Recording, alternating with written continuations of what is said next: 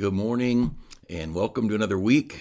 Christmas time is approaching and New Year's and then 2025. Pretty hard to imagine.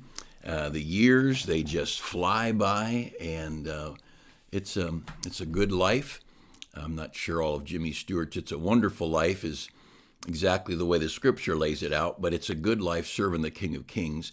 And we've got the future laid out in a big way for us. Just a couple of thoughts this morning. A great day yesterday, just a great day. We got quite a few folks home sick, of course, some traveling, and but besides that, the building was full. Teen choir was great. If you didn't see it, if you didn't want to hear the sermon, go back and listen to the music. The teen choir, adult choir sang a great song on standing. There's some things I won't give up on, and some things worth dying for. What a good adult choir song on Sunday morning. And the blood and the book and the old rugged cross, things that they won't give up on. And then the teen choir sang, and then we had our guys quartet sing a great song. And anyways, the music was good, preaching was all right. But and I was a preacher, so I'm not insulting anybody else. But it was a good Sunday. People saved, baptized, and a lot of visitors throughout the ministry, children, adult visitors, people back. A couple of weeks ago, we had our big day. The Sunday before Thanksgiving had, 90 or so, I think it was somewhere around there, adult visitors. And many of those were just there for the day, and that's fine. But we've had several families keep coming, and that was great. And so it has just been, it was a great day. And I love what we get to be a part of. I love what's going on in our country. And I just heard somebody, I don't know who, I don't follow the news enough to know it all, but some upper level big name, and it was a lady. And thank God for strong ladies with some convictions. And she said, welcome to America, and freedom of speech means I can say things that are going to hurt your feelings, and that is my constitutional right. And that the freedom of speech defends hate speech. And if you don't like the way I talk, and that's the way other countries are. They start controlling what you say. Anyway, things like that being said, and right now, if you're in panic mode, if freedom of speech is only freedom of things you agree with, then there's no freedom. Freedom of speech means people can go online and slander and criticize me, and I can't go punch them out, and I could, but I'm not going to do that.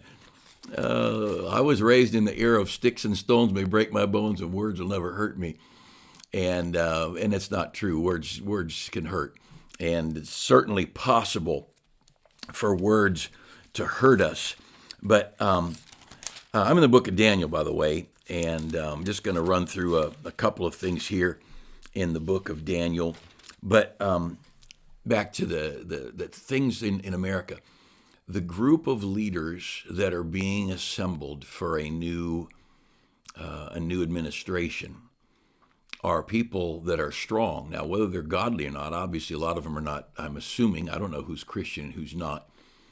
But I'm sure there's some people in there who they probably, if they lived in our town, they wouldn't be members of our church. That doesn't mean they're not great people. They just are not going to line up with our faith exactly. But strong people and people who have no problem talking about God in the Bible. And of course, the world talks about some God, little G-O-D.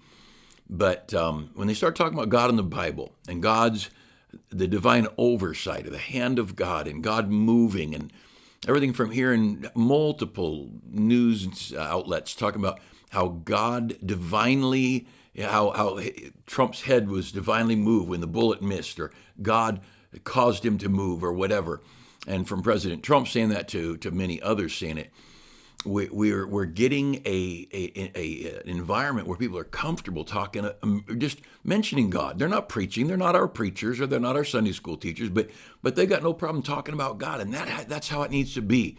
Our country was built on that kind of thing, and I don't know when it happened, but all the way up 40s or 50s, you date when "In God We Trust" was put on our coins. That wasn't 1776. That was more like 1950. and I don't know exactly when, but it was in just before I was born, if I remember right. A country that didn't have a problem with God talk. And I love what we're seeing, and I love what's going on. And so, in any case, I wanted to run through some things here in the book of Daniel with you, because Daniel's got so much prophecy and so many things going on. Daniel is about 500, 550, 600 BC, maybe not far 600, maybe 5 to 550 BC. And the things that were going on, Daniel, of course, was carried away captive to Babylon. And Israel fell down 586 BC, and somewhere, and there was multiple sieges. They gathered and beat them up, and then they'd leave, and then they'd come back and do it again.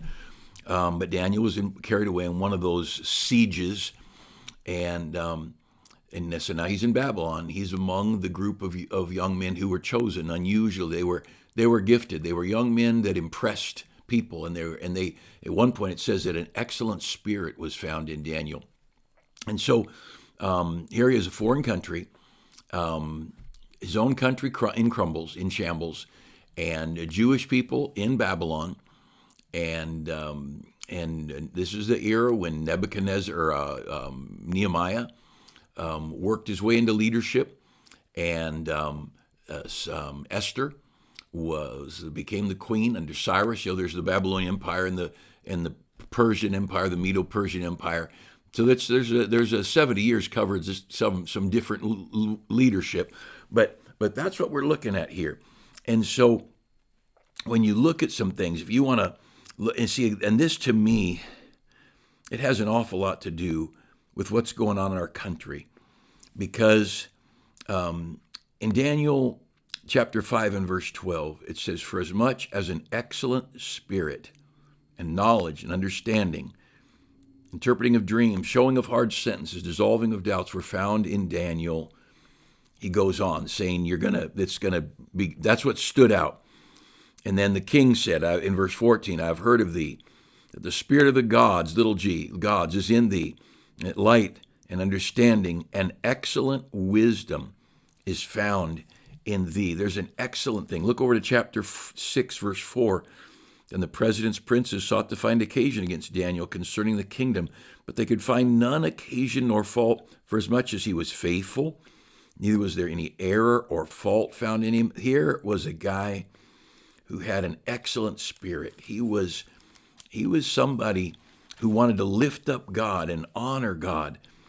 And you go over to chapter 6 and verse 23, and it says, Then was the king exceeding glad for him, commanded that they should take Daniel out of the den. And Daniel, he'd already been thrown in the lion's den. Obviously, the king he'd survived it. Daniel was taken up out of the den. No manner of hurt was found on him. Notice this, because he believed in his God. He believed in his God. And there's a God in heaven who wants us to trust him, who wants us to believe in him, who wants us to seek his help. Look to him. When you read about the Continental Congress, and I'm not a historian, and you might know more than me, but when they were putting together a constitution, there was a lot of fussing going on, and some of the stories are amazing. And at one point, a guy didn't agree with what was going on, and he left because his vote was needed, and he thought, "I'm not going to be part of this," and he left. Well, he had to be there. They needed these representatives, and so a couple of people went and grabbed him and drug him back into the meeting, and there was fighting and disagreements and arguing. And that's when that famous story of Benjamin Franklin comes in.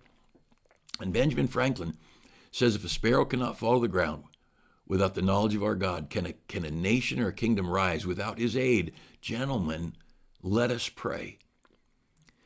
And at the very roots of our nation is our Constitution. The Declaration of Independence was important.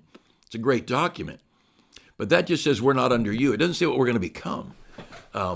We could have become another monarchy. They offered George Washington the chance to be king, and he wouldn't take it. Boy, could you imagine offering some of our recent presidents the chance to be king for the rest of their life? Oh, they'd have snapped that up so quickly. And but our nation was founded by people similar to George Washington, who would not, he said, that's what we left. We left one man ruling. We're not going to have that. And these men who they stopped everything and they prayed and they sought God. And I'm not saying they're all Christians. I'm not saying they even ever read their Bible, although most of those people, they'd read the Bible. The Bible was a familiar book in those days.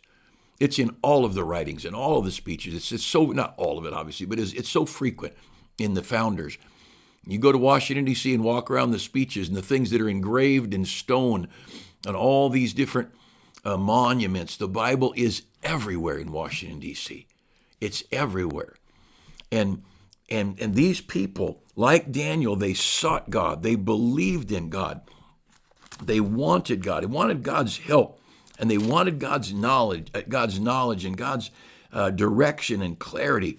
And so you go a little bit further in the book of Daniel, in chapter 10, in verse 2, it says, "In those days, I, Daniel, was in mourning 3 full weeks. I ate no pleasant bread, neither came flesh nor wine to my mouth, neither did I anoint myself at all, till 3 whole weeks were fulfilled. And the 24th day of the first month," so he'd been 3 weeks. You can call it exactly 21 days or however you want to do it, but 3 weeks, how he defined it. He'd been seeking God and seeking God's help and seeking instruction. And verse 5, he lifted up his eyes and looked, and a certain man clothed in linen, whose loins were girded with fine gold of Uphaz. His body was like beryl, his face like the appearance of lightning. And he's an angel. Verse 7, Daniel said, "I, Daniel, alone saw the vision. For the men that were with me saw not the vision, but a great quaking fell upon them, so that they fled and to hide themselves." There he is. Verse 11, then he, the angel, said to me, "O Daniel, a man greatly beloved, understand the words." And verse 12, then said he unto me, "Fear not, Daniel, for from the first day that thou didst set thine heart to understand, to chasten thyself before thy God." Chasten thyself, that's fasting. David says, "When I wept and chastened my soul with fasting." Sometimes we need to chasten ourselves a little. We need to say, "Body, you're not in charge. I need God. I need God's help more than I need food."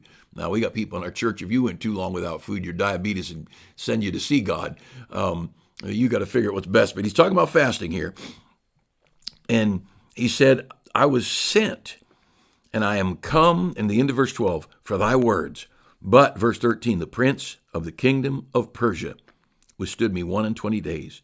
But lo, Michael, one of the chief princes, Michael the archangel, came to help me, and I remained there with the kings, plural, of Persia." Now, I'm not going to go into the whole story here. You'll have to trust me or look it up on your own. But there are over cities and nations spiritual powers, satanic powers. There's a king of Persia and there's a prince of Persia. The prince is the one on the ground. The king is the one in the air. If you remember in Ephesians, it says, "We wrestle not against flesh and blood, but against principalities, against powers, against the rulers of the darkness of this world, against spiritual wickedness in high places." Kind of like here's the principalities and the powers and the rulers of the darkness, the spiritual wickedness in high places, moving their way up from private to lieutenant to colonel to general. And there are evil forces.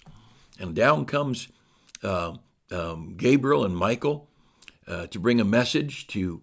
Michael bringing the message to and Gabriel coming down to bring the message to Daniel. And then there's a fight between them and these powers, these evil powers, satanic powers.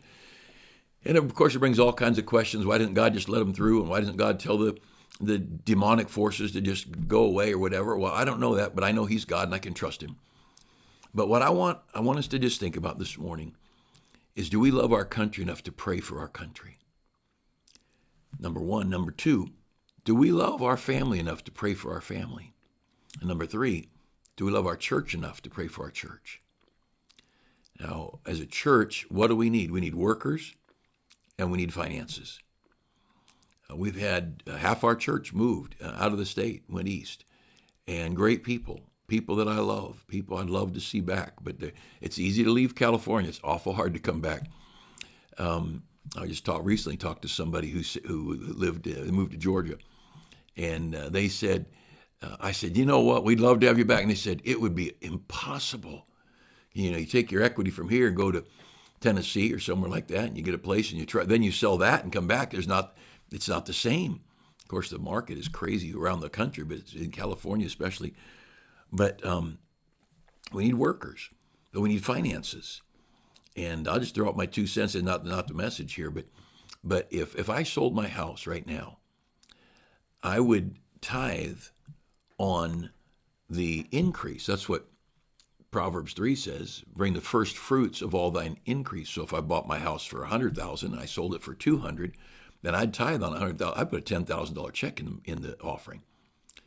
And if somebody bought their house for $100,000 and sold it for $500,000, that's a $400,000 increase. That'd be a $40,000 contribution to the work of God. Now, I don't know that I've ever seen any of those. Maybe they are. I don't look at who gives money, and I don't look at the offerings. I look at the balance in the budget sheet. Sometimes I cry, sometimes I'm happy. But we need finances. We need workers. So if you want to pray for your church, pray for workers, and pray for the financial needs. And of course we can give to the needs financially, and we can give of our time for the workers. But I'm not a mechanic. I can't work. You can't work on if I understand it right, you can't work on our church buses' brakes unless you're a certified mechanic, and that's your area of expertise because of this legal things. So we need some. You can become a driver and learn that, but being a bus mechanic's a big thing. People's lives are at stake. But understand this. Your prayers are, picture Daniel's prayers going up, looking for help. And then picture the angels coming down with the answers. And then picture satanic forces fighting against those bringing the answer. And 21 days of fasting. And he said, from the first day you set your heart to pray and seek the answer, I came. So day 1, God sent the angel with the answer. Day 21, 22, 23, somewhere in there, the answer gets there. What would happen if Daniel would have quit praying at day 20 or day 15 or day 10? I'd like to say there is a spiritual warfare, number 1. Number 2, your prayer life will bring the answers. And third, fasting. It's like putting your prayers on steroids, supercharging your prayers. To fast, to go to God and say, Lord, I'm taking today, or I'm taking this morning. Fast between the time you go to bed when you get up in the morning. That's probably not quite the same. But there is a God in heaven, and we ought to pray for those needs. And there's a spiritual warfare going on to keep those needs from being met. Fasting will help bring that to pass. And I want to encourage you. One of the best soloists we've ever had in our church, especially in the first decade or 20 years of our church, she didn't have the best voice, but God used her to touch hearts. And years later, I asked her one day, she said, well, Pastor, I would never sing a solo, she said, unless I'd fasted at least one day for that song. And I thought, well, no wonder God blessed her singing so much, because she prayed and fasted and pushed the powers of darkness off and allowed the blessing of heaven to fall. I want you to understand there's a battle raging. There's a battle raging for those kids that ride the bus.